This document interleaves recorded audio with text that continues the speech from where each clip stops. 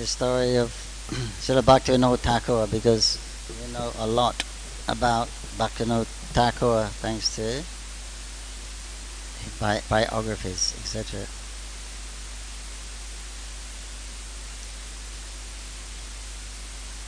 Gadadhar Pandit is said to be an incarnation of Radharani, one of the Panchatattva, Krishna Chaitanya, Prabhu Nityananda, Sri Advaita Gadadhar.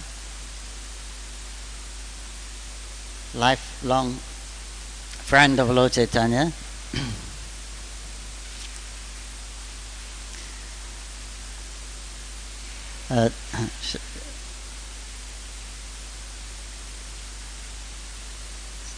So because we have this biography by His Grace Rupa Vilas Das, 7th Goswami, so it has a lot of details about Srila Bhakti Vinod Thakur's interesting life. We can go through this a little bit.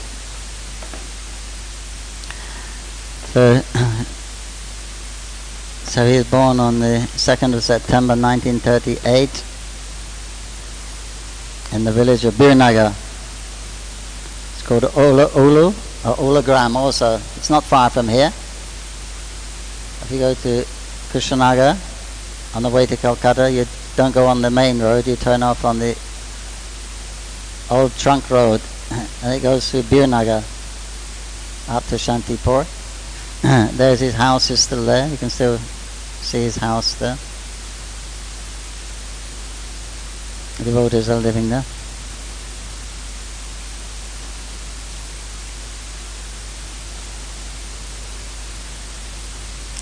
So he came from a distinguished family, had a very checkered life, because he came from a wealthy family, both sides. His mother and his fathers, they were quite wealthy.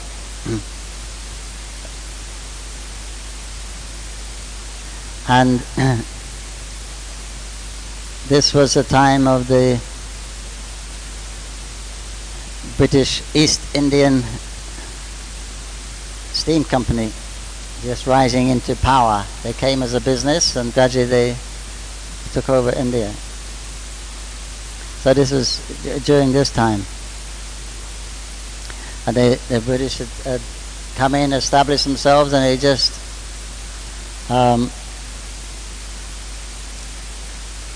defeated the last of the Muslim ruler, Shah Alam,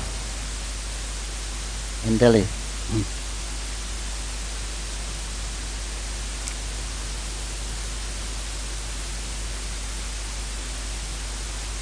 So his grandfather on his mother's side was really rich. He was like a millionaire. And he said in the house, their house had hundreds of servants. He was a big landowner.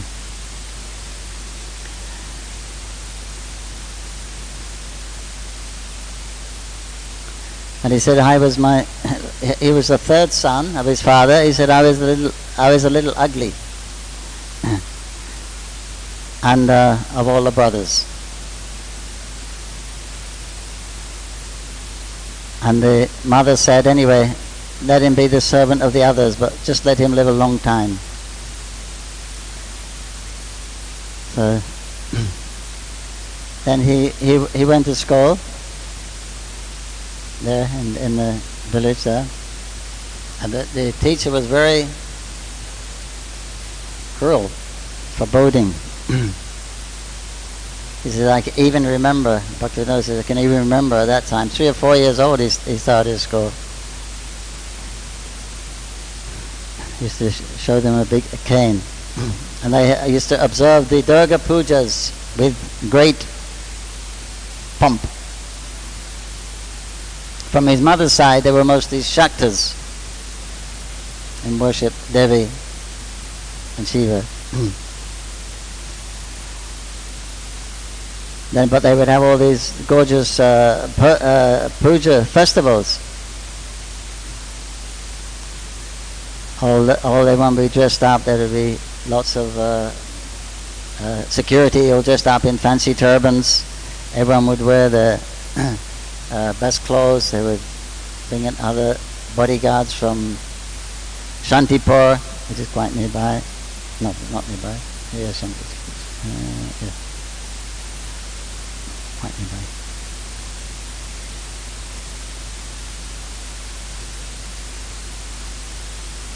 And there was a lot of celebrations, fireworks and poetical readings of different epics like that. And there would be 20, 30 brahmanas doing the pujas.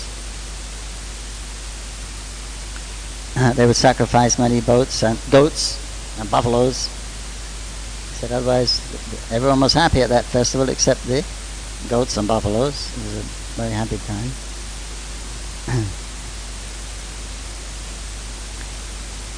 Then they used to observe the Dol festival, Dol Yatra. There's a Holi festival, throwing colors.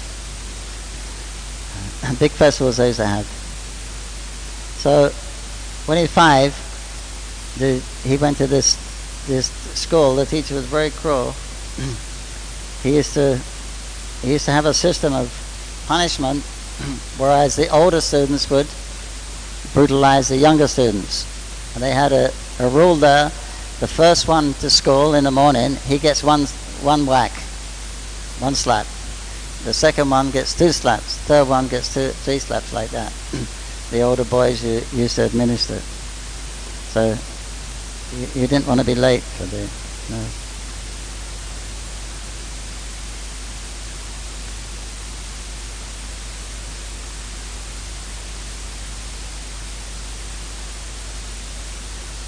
So he said we used to see our teacher as a personification of Yama and death.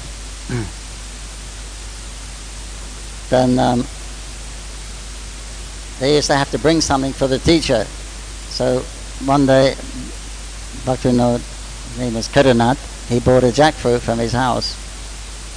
Then his mother said, well, the jackfruit is gone. Where's the jackfruit? Then he told her, the teacher. So then he told the teacher. The teacher became very afraid. No, don't take big things. Just bring little things. He says, but everyone used to have to bring him something, handful of dal or some thing. Or they would steal tobacco from their fathers, give him. And but Bhakti Vinod's elder brother, Haridas, had become so angry one time that he picked up a machete, his knife, and he went to the teacher's room. The teacher saw him coming and fled. He never came back again. So they got a new teacher, and that was the end of that teacher.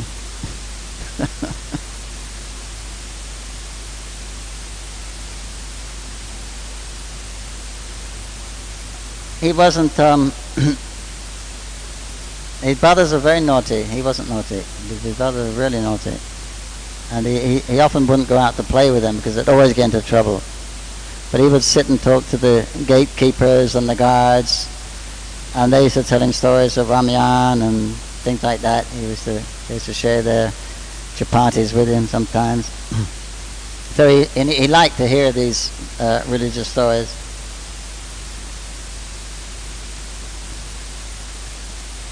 And sometimes he used to wake up at night and talk to the night guards. He said, especially one, called Officer Nath. He was very old.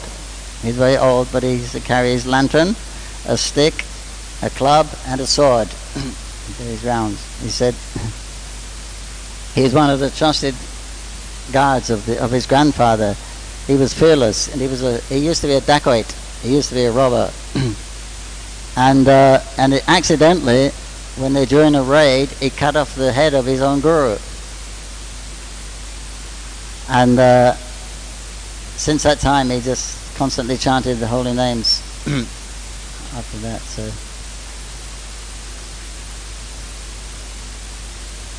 Bhakti Vinod used to like to hear him talk because he was always chanting. He would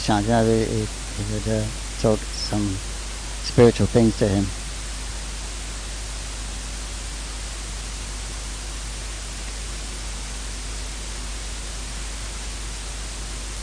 They used to have, on festival days, they used to have elephants and buffaloes fighting each other. They used to tip the horns of the buffalo with metal and the tusks of the elephant with metal. And everyone would go on the veranda, balcony, and watch down, and they would get these buffaloes and elephants to fight. And sometimes the elephant would win, and sometimes the buffalo would win. And they had their own elephants. Bhakti Vinod and his brothers used to ride around on their personal elephants. So very opulent. He said it was a very happy place. He was so wealthy, anyone who was in need would come to him and he would give them. He said no one lacked anything there. Hardly a day passed without some festival taking place. He said there were 1,400 good Brahmin families there, and many Kayashta and Vaidya families. It means rich merchants and doctors, etc. No one in the village went without food. Everyone was cheerful. People used to make music, sing, tell entertaining stories. He said you could not count how many jolly, fat-bellied brahmanas there were. And everyone had a good wit. They could speak sweetly and was skilled in making judgments. They were skilled in the fine arts of song and music. The groups of people could be heard at all time making music and singing, playing dice and chess. And if anyone was in need, they'd just go to the house and he would help them out of their difficulties. Medicine, oil and ghee were plentiful. I didn't have to go out to look for a job. He said what a happy time that was there.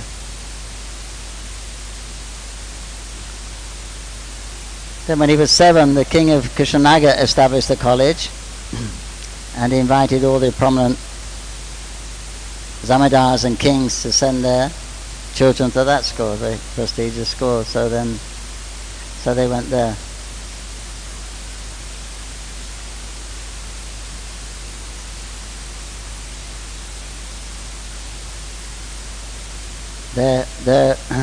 Someone who lived next door to where they were staying in Kushinagar he was about to leave his body, so he arranged for the Mahabharata to be read every day. So Bhakti Vinod used to go there and hear that every day about the Mahabharata. He liked that, especially the stories about Bhima.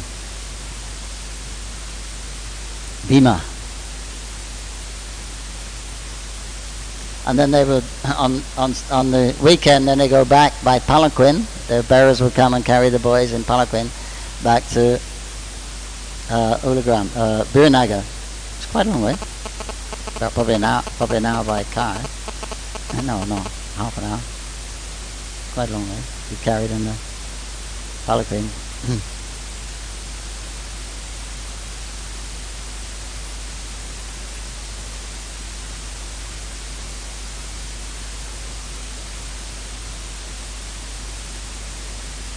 There was a British school. There was English teachers there, and Bhakti Vinod was very good. Even the teachers, the foreign teachers, praised him very nicely, and Bhakti Vinod's father stopped him being praised in front of others, otherwise he would get proud. But he didn't like that very much. But he liked that. But he kind of went away from school. He used to hide in the forest or pretend he was ill.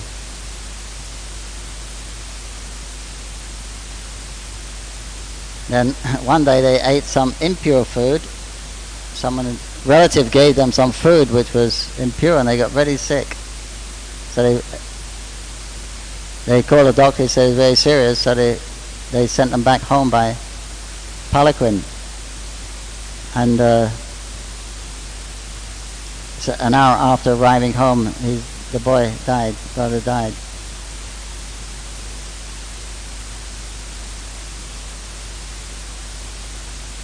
Then they set up another school, in Birnagar.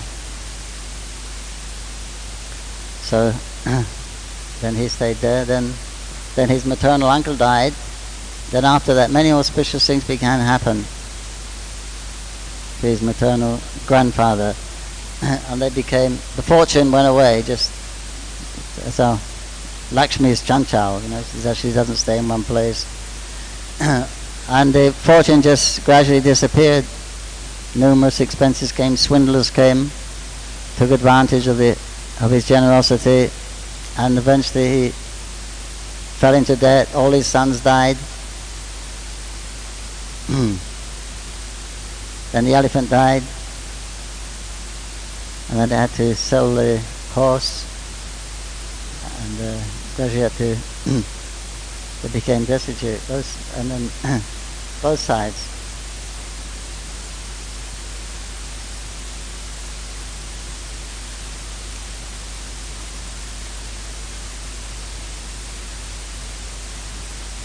He used to visit one tantric also, Bhakti Vinod, who lived nearby, and he had these cups made of skulls, which he used to hide in his room.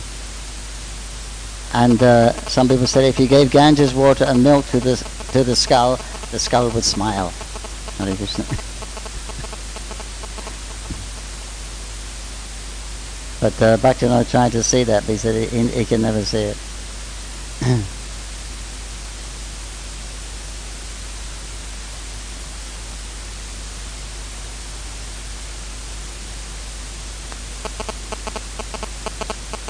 Yeah, so then the fortune was got this. By 9 years old, all the fortune of the families were going. They had some. A lot of the property was lost and mortgaged.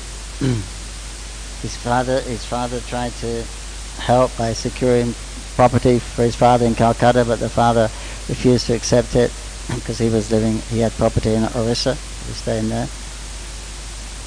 Anyway, so many bad things came. Unfortunate things were. And Bhakti Vinod, then the father died.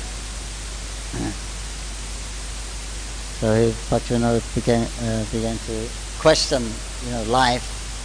Before he was very happy as a child, but then all these difficulties came upon him. By age 11, his father died. Two of his brothers died, which left him and his sister.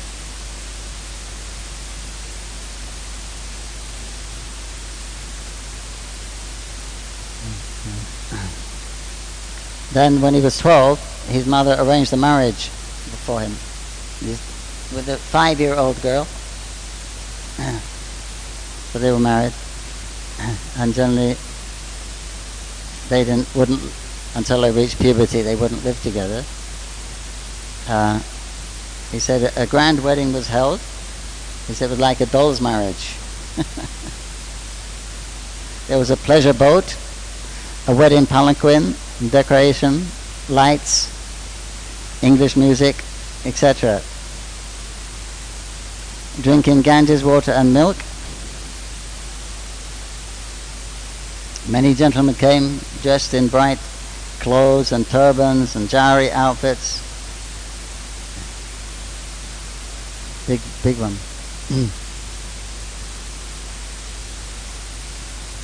So then later he was going to live in the house of his father-in-law. But they said he's not allowed to stay alone there because of his young age. So then his nanny, his nurse came with him and cared for him. Then later, his grandfather died.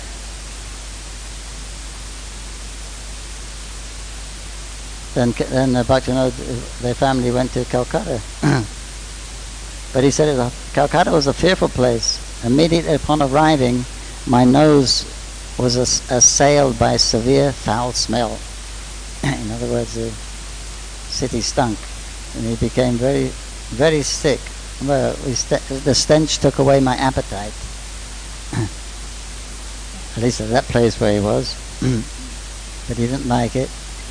And he went to Kali Ghat where Kali is worshipped. He was a little disgusted there. So then he said, I didn't like anything in Calcutta.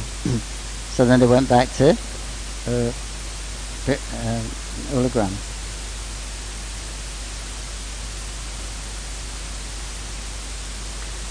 And he was trying to manage the estate at such a young age.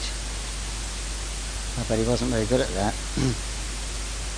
Everyone thought his mother had a lot of money, but actually she didn't. Various things, problems came up, and they had to keep on paying these expenses.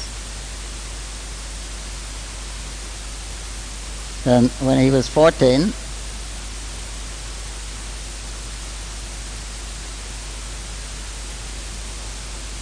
he went to one very famous Bengali poet, Kashi Prasad Ghosh, and many people came to be trained in English composition, etc. And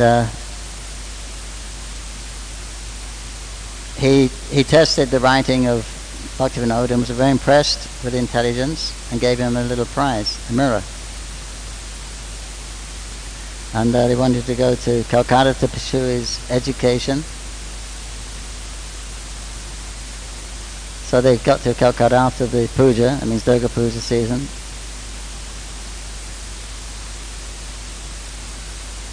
And he lived there in a big house on the bank of the river. There was homes of the missionaries, the church of Krishna, Bandar Queen's College, and Bethune School. It was a beautiful and aristocratic section of Calcutta. And he enrolled in the Hindi Charitable Institute School. He studied there for 4 years,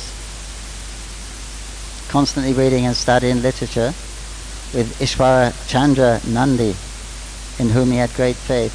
He described that gentleman as truthful, in control of his senses, religious, knowledgeable in Shastra, and well-spoken. It says here the British were interested in creating a generation of Indians whose native ways could be transformed by education. In a famous education brief written in 1835, Thomas Macaulay put forward his argument succinctly, if arrogantly. To sum up what I have said, I think it is clear that if we are free to employ our funds as we choose, that we ought to employ them in teaching what is best worth knowing, that English is better worth knowing than Sanskrit or Arabic, that the natives are desirous to be taught English and are not desirous to be taught Sanskrit or Arabic, and neither the languages of law nor the language of religion have Sanskrit and Arabic any peculiar claim to our encouragement. That it's possible to make a native of this country thoroughly good English scholars, then to that end our efforts ought to be directed. In other, he was saying we must form a class of Indian in blood and color, but English in taste and opinions, in morals and intellect. Because there wasn't many British here. Prabhupada said the British, they took over India without firing a shot.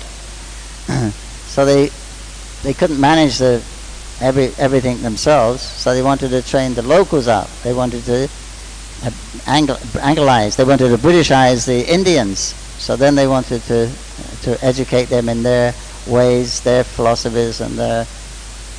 So this is what they did then. They undermined all the Sanskrit, the Arabic, because the Muslims were controlling before the British, say, introducing their languages. But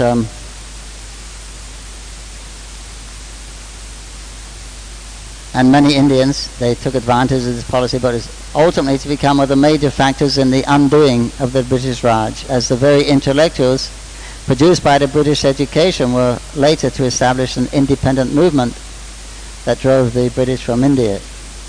That was Subhas and Tagore. So he won the first examination. He won first prize. But then he got very sick. Bhakti Vinod suffered a lot with his health, a lot, as his other things.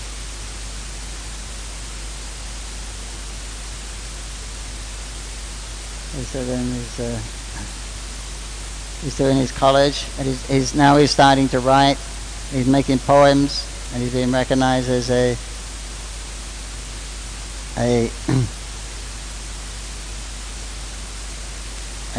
very good debater.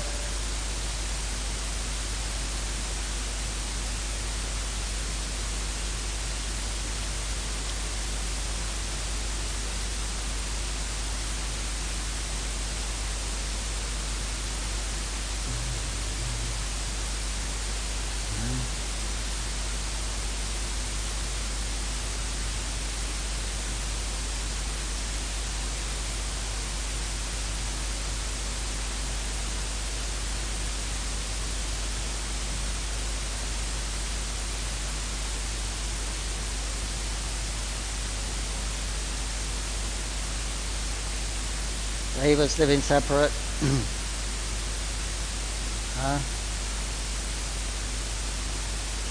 grandma.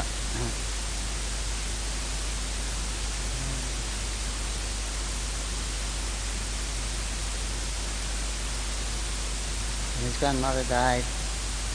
His wife wanted to live with him in Calcutta. She was 12 years old at that time, but he had to get a good job before he should come. So he had various jobs around. He went to Orissa. He became a deputy magistrate.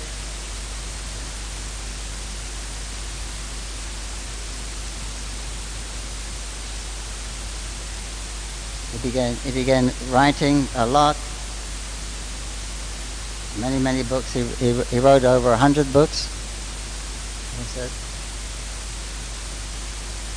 Then in Orissa, he got charge of the magistrate for the Jagannath Temple. The British Raj had great faith in Bhakti Vinod Thakur as a very dedicated person, very honest, very religious, and very learned. So he could deal with the pandas and everyone. Any religious thing that they would call him, he would resolve. And so he studied all the religions. Bhakti Vinod Thakur liked Christianity because Jesus was teaching love of God. Then because there was another class of people who were the intellectuals there. Calcutta was the capital city at that time of India. And all the intellectual Indians, thought it was, be cool to be, Britishized, and they started a new religion. Ram Mohan Rai, they called it the Brahmos.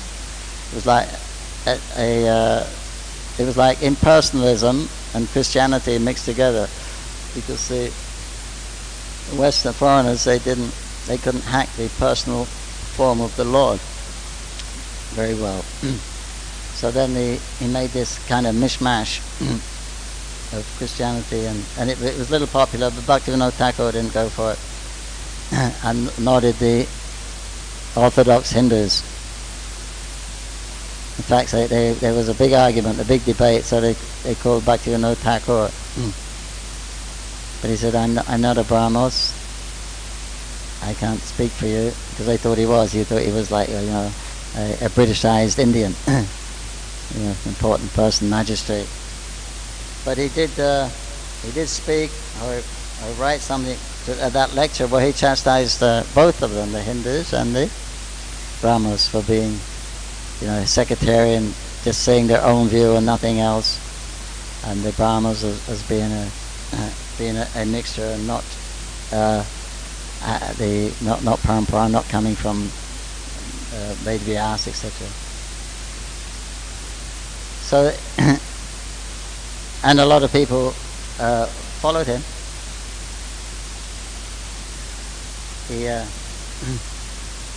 So he was getting very well known as a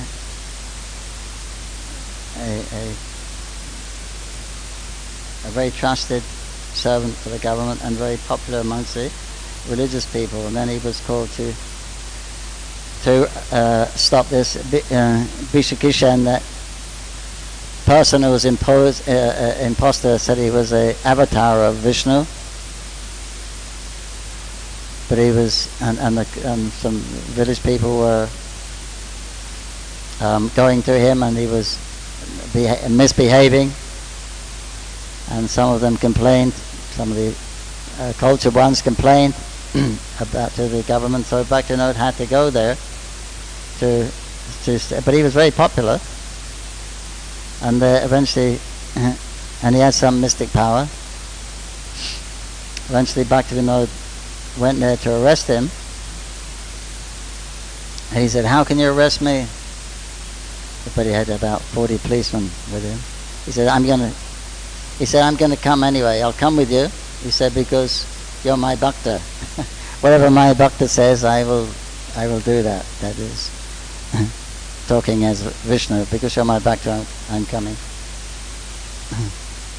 And Bhakti Vinod preached to him all the way, but he wouldn't listen. Anyway, eventually he was sentenced to jail. It was very intense. There was 1,000 people outside the court. This is an incarnation. Yeah, there'll be a horrific reaction for this. You better let him go.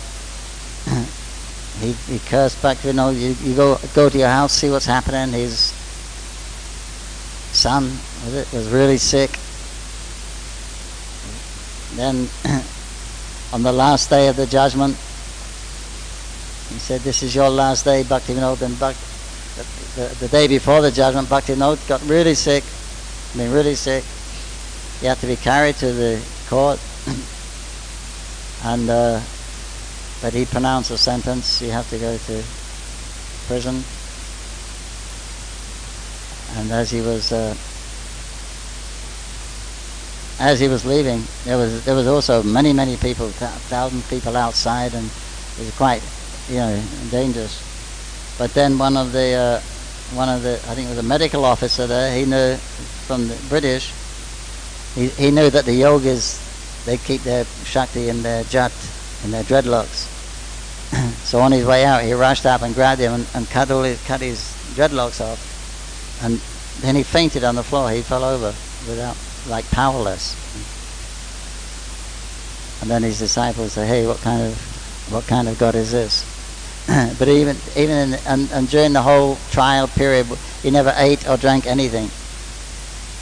And all the guards they had to the police. The guards wouldn't go there, so they had to have Muslims. The Hindus wouldn't go there because they was afraid that it may have been an incarnation. And eventually he took his own life in the prison before his time was up. And he arrested some other people also who were his cohorts.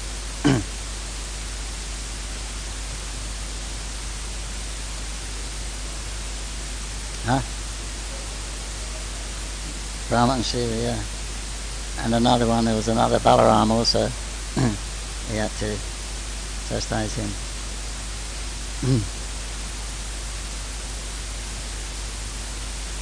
Then in Puri, while he was a magistrate there, he became he formed a society of devotees called Bhagavat Samsat, which they held meetings in the Jagannath Ballabh Gardens for discussing the topics of Krishna that was Jagannath Ballabh Gardens is Swarup Damodar's house. On the main road. Swarup Damodar's house?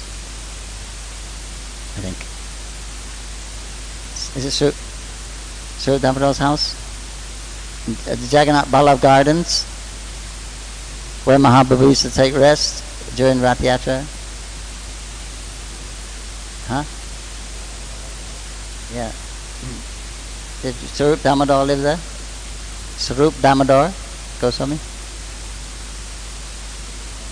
Ramananda Roy, sorry. Yes, Ramananda Roy is, yes.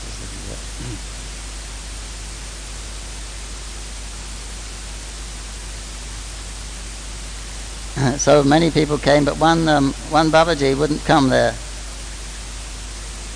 He misunderstood, and also Bhakti Vinod Thakur wasn't wearing tilak or kunti mala, so he refused to come. Although he was very popular, big devotee, he didn't consider Bhakti Vinod to be a real devotee. And he criticized him, and then he got very sick. And then when he was sick, Jagannath came in his dream and told him he made a mistake. You're going to lose your body unless you go back and surrender to Bhakti Vinod Thakur. So you have to go and pray for his mercy. So then he came back and went to Bhakti Vinod Thakur and begged forgiveness. He said, I disrespected you because because of you don't wear tilak or kunti, and please forgive me. And Bhakti Vinod said, what's my crime? He said, the Vaishnav tilak and tulsi, they're given by the Diksha Guru. He said, I don't have a Diksha Guru. Mahaprabhu has not sent me a Diksha Guru as yet. I therefore just chant the holy name on tulsi beads. In that situation, would it be good to whimsically wear tilak or neck beads?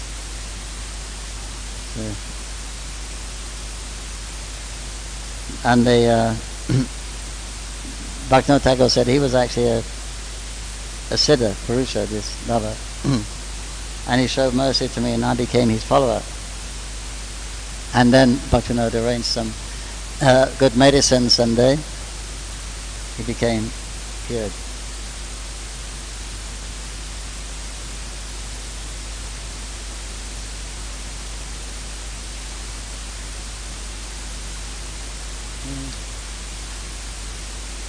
Then while he was in charge of the temple, there was a lot of money being misappropriated by the king, and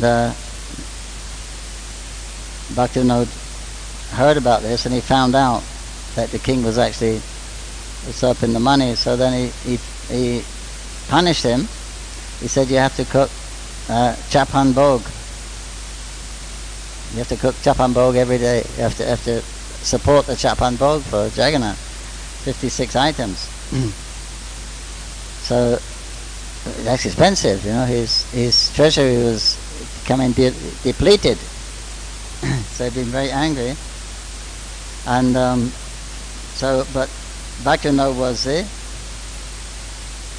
He had the full power of a magistrate, plus he was deputed to be the specific responsibility for the temple. So he was so popular, the Raja couldn't have him killed because he was a very prominent man. So he decided that we'll kill him with a fire sacrifice. So inside the room inside the palace, they began this yajna, fire sacrifice, to kill Bhakti Vinod Thakur. For 1 month they did this yajna. And when the last oblation was put into the fire, svaha or ghee, to kill Bhakti Vinod Thakur, the king's only son died. Hare Krishna.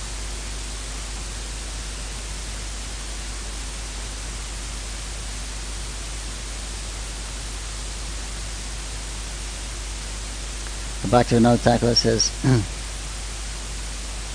the king and other persons, they used to commit many illegal acts. I would go there and prevent all such things, and I made enemies of the king and the king's men. But because I was helped by Lord Jagannath, no one was able to harm me. Then after 5 years in service, then he left Puri, and he was posted at different places in Bengal. And he began to write many books this time, Krishna Samhita, so many books. Then he met Bhaktivinoda was feeling that he should take initiation.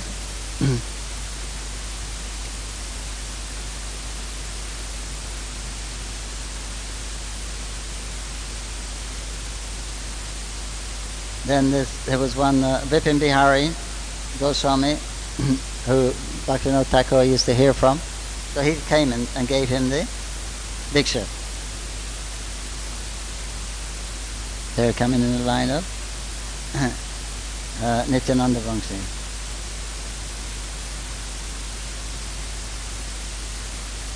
He doesn't say. Because he got those other names by his writings. He was awarded different titles from his writings, from when he wrote certain things. They awarded him the title of Bhakti Vinod, they awarded him the title of Sachit Ananda. As after Diksha, yeah. But Diksha, it doesn't say he's got changed his name. Doesn't say that here. And also the government, they were offering many awards, titles, but he always refused. He said that won't help my spiritual life. He said rather it will diminish this titles, material titles thing.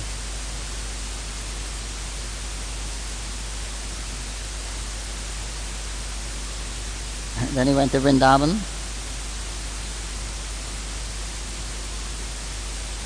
He got rid of some dacoits that were disturbing everyone in Vrindavan. They used to rob all the pilgrims. He cleaned that place up, made it peaceful.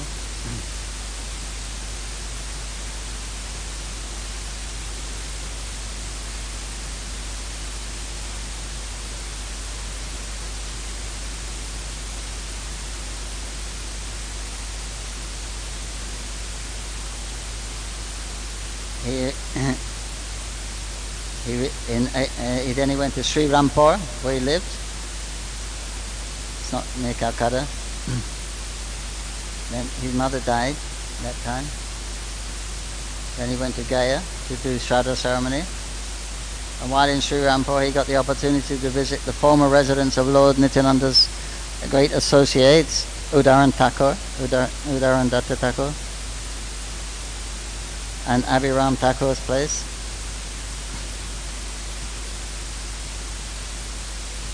Then he organized a press in Calcutta. He had a house called Bhakti Bhavan, Chaitanya Press.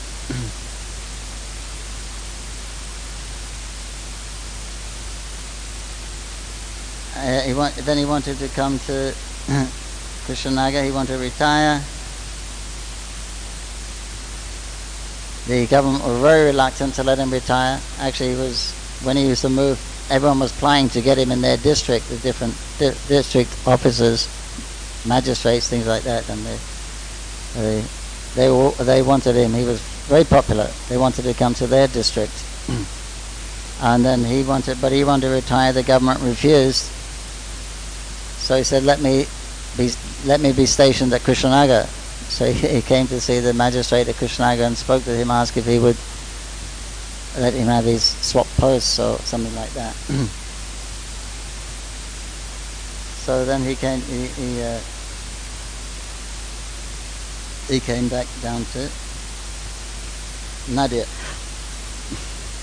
There he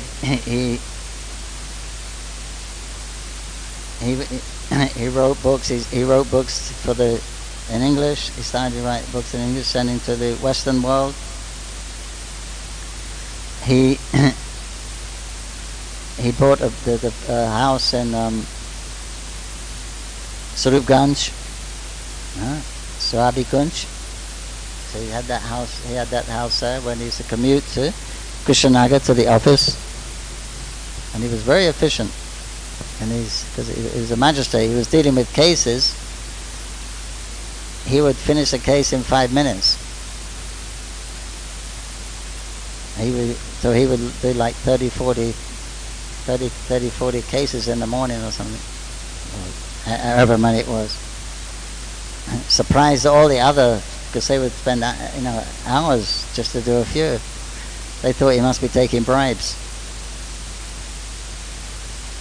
But he was very strict. He would hear the case, he would make a decision, boom, that was it. He would stick to it. He wouldn't change. But on reading his the other magistrates, they used to read his judgments and conclusions, and they found they were very actually sound and well grounded decisions that he would make. But they was amazed at his potency, his power. He could do everything so much. They even suspected he was taking bribes, and they had him watched. But then they found what a kind of great austere life he used to lead. He used to go to bed about 7:30, get up 10 or 11, 12, and then he would be 7:30 to 10. That was his sleep. Then he would write for 6 hours, like Prabhupada, following the same footsteps. He would write, he would chant, take some milk and chapati, answer correspondence, go to the office, Krishnanagar, come back for lunch, go back again.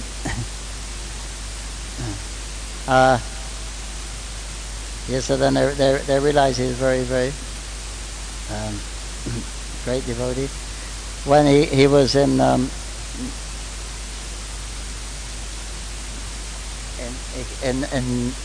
Navadvip, they were staying at the Dharmshala, Rani Dharmshala, and on the veranda it was a dark night and it was cloudy, and then looking over to Mayapur, then he saw this, he said, very effulgent mansion, building, and his son, was it Bhaktisiddhanta Lalit Prasad, his son Lalit Prasad, he could see it also. Another servant or clerk was with him. He couldn't see anything because Bhakti Vinod Thakur he wasn't convinced that the birthplace of Mahaprabhu was where they said it was. That was on the west side of the Ganges, because when Mahaprabhu took sannyas, he left his home, he crossed the Ganges to go to Katwa. The Katwa is on the east side. So he knows the birthplace couldn't have been on the east side. It must be over here somewhere. And with the help of old maps and talking to the old people, and when he saw this, and he saw there was one palm tree there, tall tree. So in the morning they went there, and Balal Dighi, that was from Balal Sen, King Balal Sen used to live there. That place was named after him. Dighi means pond. And then speaking to the elders, they said that this is the birthplace of Mahaprabhu. They showed him one mound, raised land. They said this is actually the birthplace of Mahaprabhu. And then he got some old maps, which actually indicate that had the name Mayapur. So then he was convinced this was Mayapur. This was the birthplace. So then he bought Jagannath Das Babaji, who Jagannath gave him. He accepted Jagannath as his guru. Jagannath liked it, listened to him. Jagannath was the most prominent Vaishnava here. He used to spend 6 months here, 6 months in Vrindavan. And he was, at that time he was 120 years old. He was carried around in a basket. They took him over for confirmation, and then on arriving there, then he began to leap in the air. This is Nimai's birthplace. Nimai Janmastan. This is Nimai's birthplace. And so eventually, after some time, after probably some years, then they established the temple there of Gauranga and Vishnupriya. And while they were constructing that temple, they found a deity of Adoksaya Vishnu, which was, according to records, Jagannath Mishra used to worship. So that was a second, another evidence that was actually the birthplace. And then many of the learned brahmanas, they gradually, in Navadvip, they began to accept that this was actually the place. And a huge temple installation. Bhakti Vinod used to go and beg personally, house to house, to raise money for that temple. And huge people came from all over India, Vaishnavas, many prominent people, to establish that temple. It's not the same one as there now. And it said there was Gauranga and Vishnupriya. Now there's Vishnupriya is also there. Another deity is also Panchatattva, etc. But the Adoksaya deity is there. It's a little relief, small black relief. That is still there. So that is his great. We say Namo Bhakti Vinodaya Sachidananda Noni Gaur Shakti Surupaya Rupanudavaya. That he's the incarnation of the energy, the Shakti of Lord Chaitanya, who predicted that his name will be sung in every town and village. And Bhakti Vinod Thakur, in his songs and poems, he expressed that. He's predicting, because Mahaprabhu said that, he's predicting, when will the foreigners come? When will the Russians, French, the English, the Americans come here to the Navadvip, Mayapur, and raise their hands with their Bengali brothers and chant the name of Krishna, Gauranga. So that was a prediction, and at that time that was a very bold thing to do because of the situation. The British were trying to undermine the whole Vedic culture. Everyone was, then the Mayavadi factor was there. Then you got these other things like the Brahmos and everything was Kijari. And the Sampradayas, the Asampradayas, when Mahaprabhu left his pastimes, then a lot of people left Navadvip. They didn't want to be here because everything reminded them of Chaitanya Mahaprabhu. And in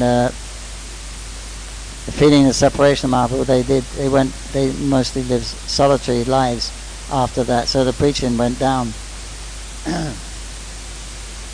And then these other asampradayas came out, these mixtures came out, and that they, under the influence of one North Indian publisher, began to publish these Sahajiya works, and they were popular, so they were printed a lot of those. So that was, everyone thought that was the mainstream, Mahaprabhu's teachings, but actually it was completely different from what Mahaprabhu's true teachings, and very abominable activities in some of those sampradayas. So that was a situation. Nobody cared for the Vaishnavas, the Gaudiya Vaishnavas. They looked like beggars and debauchees. So even the strict Hindus were against. So the British, the ruling thing, they was against. They was demising everything, and their whole intellectual thing in Calcutta, where they were trying to become half British and follow their ways. So at that time it was practically practically unthinkable that this Gaudiya Vaishnava would go to other foreigners would actually take the Gaudiya Vaishnavism against all odds. But Bhakti Vinod said this is Mahaprabhu's prediction, so he was praying, when will that day come? When will that become? When will we see that? So But now by the mercy of Bhakti Vinod Thakur, Prabhupada said he practically single-handedly revived the Krishna consciousness movement. Then it was expounded by his son, and then now by the potency of Bhakti Siddhanta, they've empowered us to take it to the West, and it's a fulfillment of the desire. So, but it was at that time, so we can understand Bhakti Vinod Thakur was not an ordinary living entity. Actually, it's said to be Guna Manjari, Guna Manjari, Ananga Manjari. Bhakti Vinod, Kamala Manjari, which is revealed himself. It's unusually people don't do that. It's a very, very special soul in our line that he's inaugurated practically of what we know as a Krishna consciousness movement in the West. Srila Bhakti Vinod Thakur ki jai. So he left his body in Calcutta, and they actually burnt the body, his relatives. So then they brought the body to here, Saravikunj, and made the samadhi there. There, Satyanand Bhakti Vinod Thakur Masai ki jai. Gopari ki jai. Sai Go Premanandi, Hari Hari Bo. Hari Krishna. Want to add?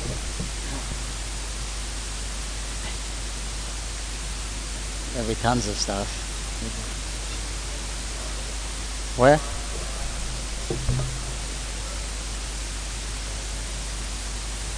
Hare Krishna.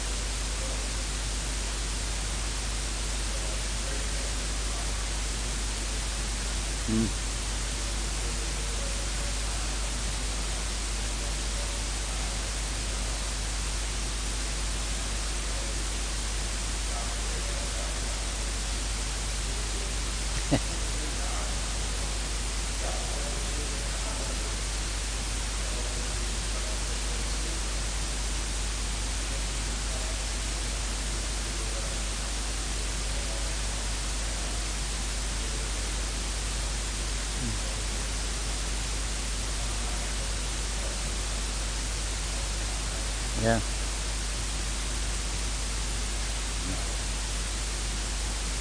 So you go to Vrindavan, but right now you have some work to do in Navadip.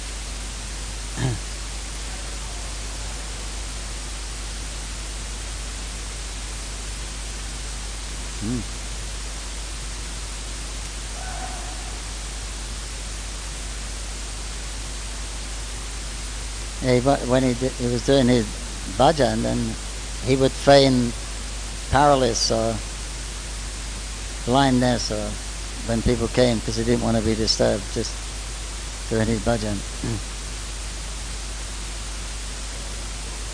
Oi.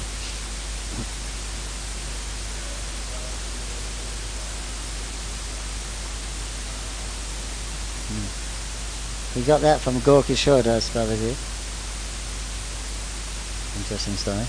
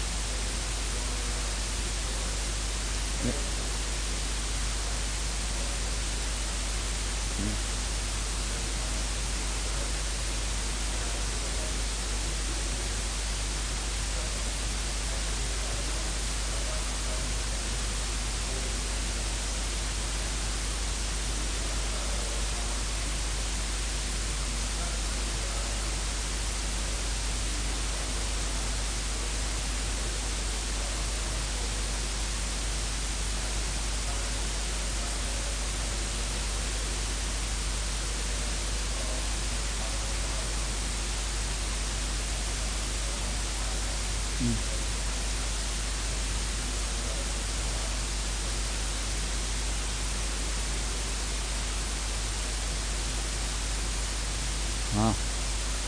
Okay.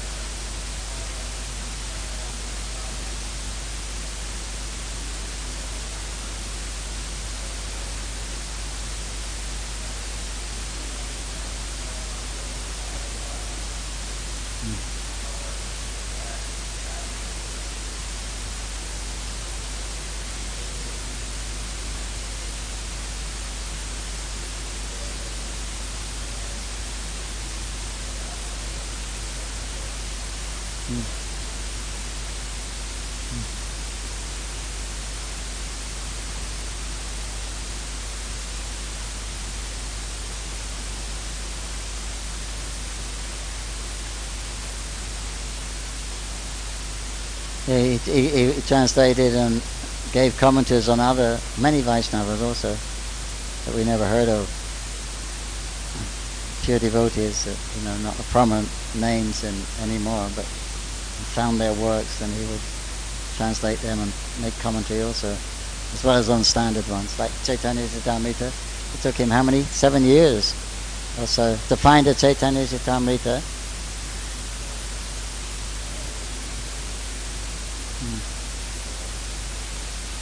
Yeah.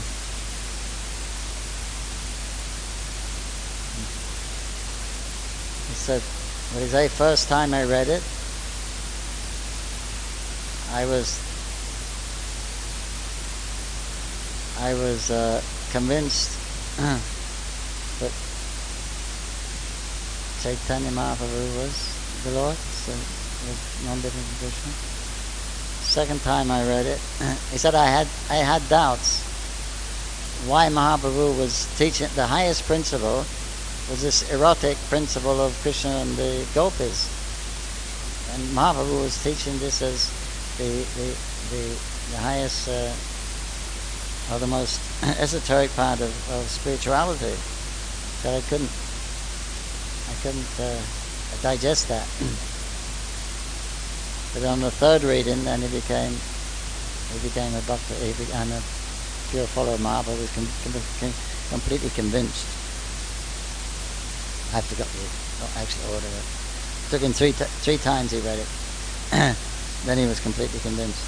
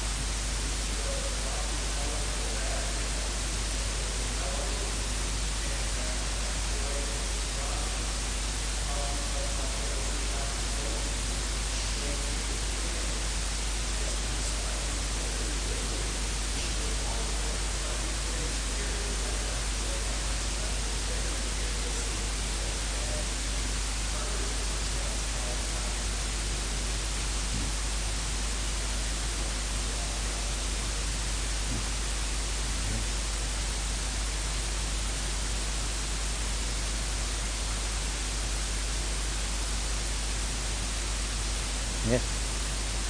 Jai. Bhakti Vinod Thakur ki jai. Gadadhar Pandit ki jai. Prabhupada ki jai. Bhakti Vinod